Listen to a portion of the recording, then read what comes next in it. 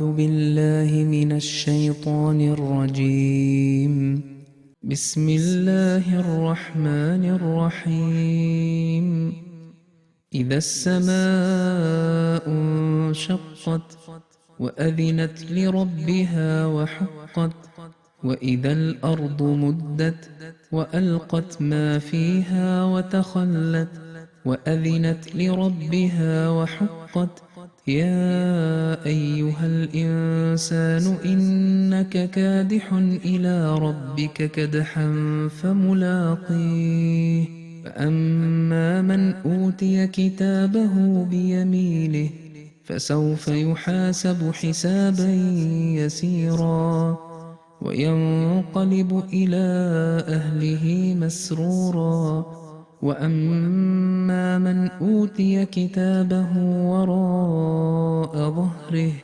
فسوف يدعو ثبورا ويصلى سعيرا إنه كان في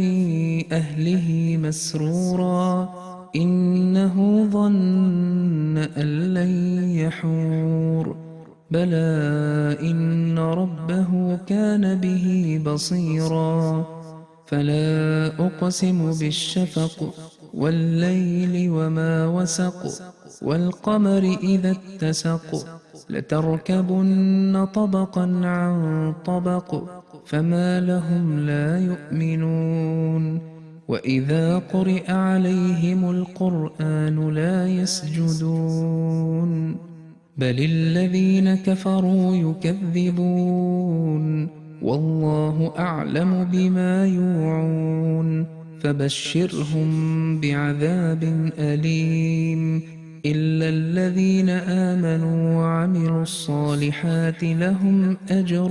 غير ممنون.